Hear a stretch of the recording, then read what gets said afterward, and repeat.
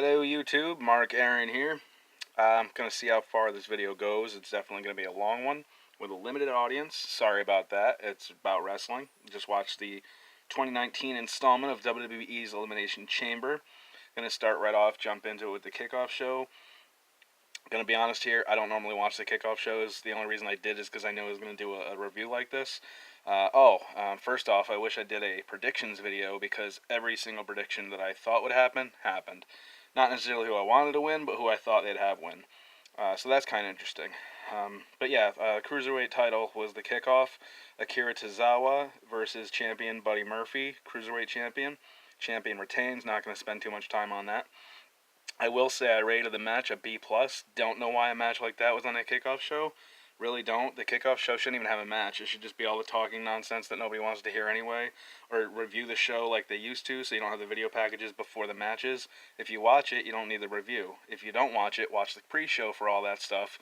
Done deal.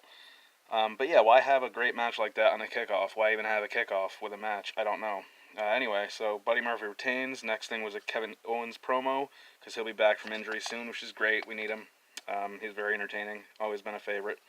Then Mark Henry did a little promo, because after this, they're in Houston, Texas, his hometown, first of all.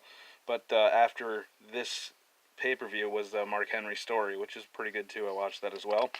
Then we actually have the show itself starting after the kickoff, which we started off with the Women's Elimination Chamber for the tag titles. I don't know why.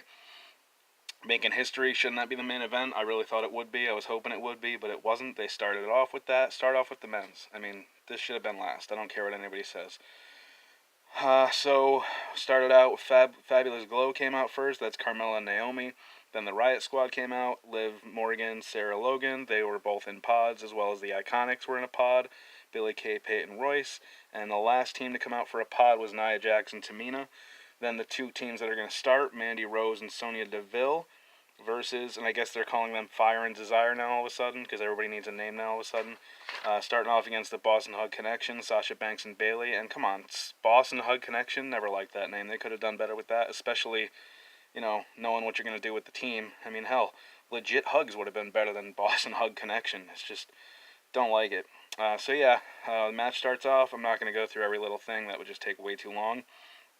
But I will say Carmella and Naomi were the first eliminated. Then Billie Kay, Peyton Royce went. Then Liv Morgan, Sarah Logan were eliminated. Then Nia Jax and Tamina. And I kind of like how they did that, because that was the only way I would have bought it. Nia Jax knocking herself out through a pod, and then everybody teaming on Tamina. It made sense. And then, of course, it was left to Sasha Banks and Bayley versus Mandy Rose, Sonya Deville. And, of course, we know the Boston Hug Connection won. That was going to happen regardless. Didn't really, that was the prediction I had anyway, and that came through. Next was the SmackDown Tag Titles. We have McMiz, The Miz and Shane McMahon versus the Usos.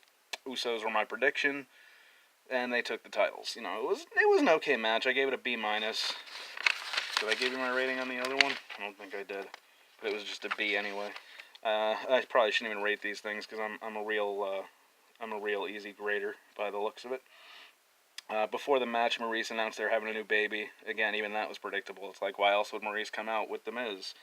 And then they say they have an announcement. Obviously, they're having another kid. So even that was predictable, which, that's my main beef with WWE nowadays, is it's so predictable. I love it when they swerve us and do stuff that we're not expecting. That's what makes it fun. The Usos won the titles. Congrats to them. Next, we had the IC title, 2-on-1, Lashley and Lio Rush versus Finn Balor. Lashley was the champion. And everybody saw how this was going. Finn Balor was my prediction. That's who won. He basically took out Lashley on the outside, threw Lio in, did like 2 or 3 moves on him. Bam, pins for the win. They gave that one a C, because I predicted it, and it wasn't executed as great as it could have been. They could do everything they do better. I don't know why they don't. Then from here, they did the pre-match announcers announcement, that's what I call when they go through like the German announce table, the French announce table. Why do all that? We can't understand a thing they're saying anyway, so just save the TV time. The people listening to those announcers already know the announcers. They hear them for the whole show. They don't need to be introduced to them. It's just a waste of time, and I wish they would stop doing it. After that match, Lashley turned on Lio, which I thought they would do that later on. I didn't think they would do that right when he lost the title. But whatever. I mean, I guess they're gonna do something else with Leo, which is fine too. Um, yeah. So with Lashley turning on Leo, I bumped it to a C plus. Then we had the Raw Women's title. Charlotte Flair did a quick interview with Charlie. She was gonna sit outside and watch the match anyway. Ruby Riott versus Ronda Rousey, who obviously is the champion. That was my prediction. Rousey retains, and she did. It was like the quickest match of the night, and we saw why afterwards. I didn't really give it a grade up until this point because it was just too short to even give it a grade. It would have been a low grade. So Becky Lynch limped her way out on crutches, and it got interesting here. It's like, okay, what are they doing here? I mean, I kind of expected to see Becky. I didn't expect to see what they did with her, though. They basically had Becky come in and beat down Charlotte with the crutch. And then when Charlotte was beaten down, she tossed a crutch to Ronda and was going to have Ronda beat on her, too.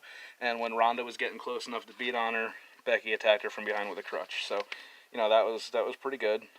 That's going to help Ronda go heel and keep Becky going face. So, I mean, that was all in all booked pretty good. I can't really complain too much about that. Next, we had the no DQ with Baron Corbin versus Braun Strowman. I wanted Braun to win, but I knew he wouldn't. It was just a matter of how they were going to screw him over to have Baron Corbin win, who was my prediction. And yes, he won because Drew McIntyre and Bobby Lashley came down and helped him out for like the whole match. The finish spot was great. They did a Shield triple power bomb while was it Lashley? I think did it to him. Yeah, Lashley put him through the.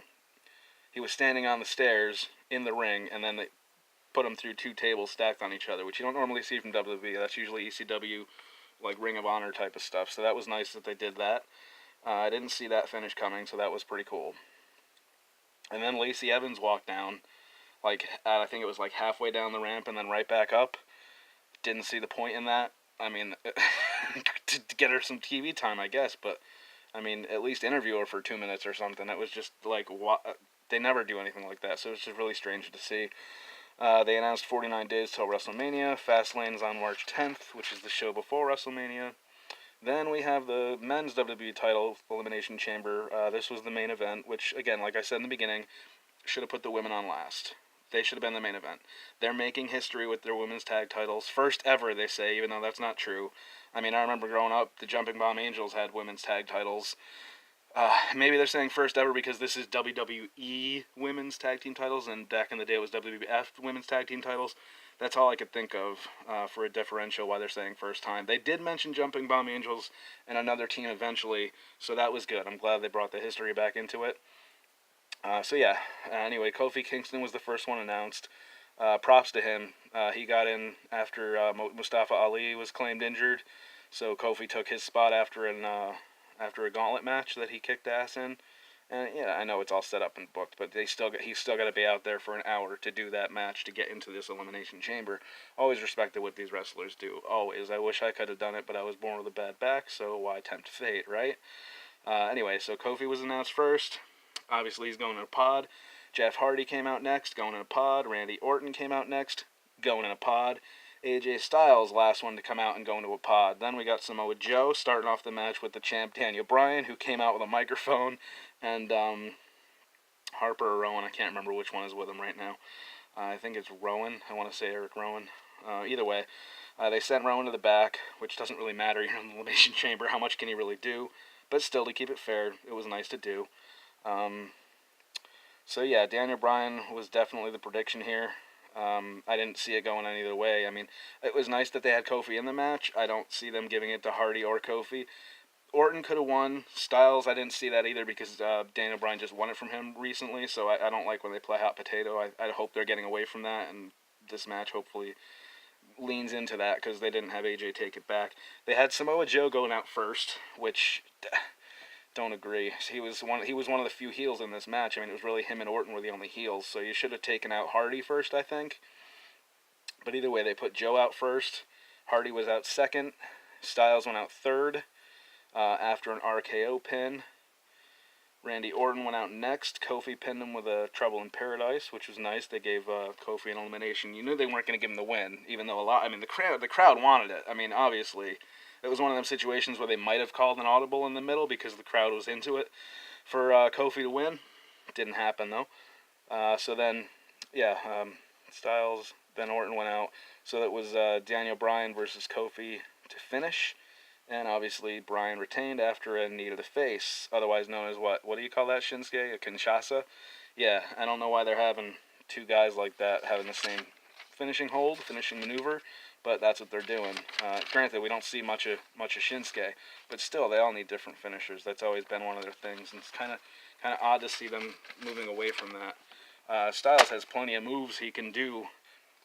Or excuse me, Daniel Bryan has plenty of moves he can do where he doesn't need to be doing a knee to the face. Granted, I think he was doing it before Shinsuke came in and started doing it, but still, either way, make your choice. Either Shinsuke's going to do it or Daniel Bryan's going to do it. Shouldn't have them both doing it, but all in all, it was a good pay-per-view. Looking forward to Raw. I don't know. I probably won't be reviewing that. I think I'll just be reviewing the pay-per-views because, like I said earlier, What Culture, Simon Miller, he already does ups and downs for shows, the pay-per-views, and Raw and SmackDown and the like. So I'm not looking to compete with them. I'm just looking to, do my own thing kind of stuff. Uh, yeah, so that was it, Elimination Chamber, and I'm glad to see the memory capacity thing on my phone held up because the first time I tried to record this, it cut out after a minute. I had to delete a bunch of stuff to do this. So, yeah, gonna post it right up there. Like I said, apologies. I doubt anybody that doesn't like wrestling is still even watching this, but if you are, thanks. Maybe you get into it. Who knows? I mean, yeah, it's choreographed, it's predetermined, whatever you want to say. Just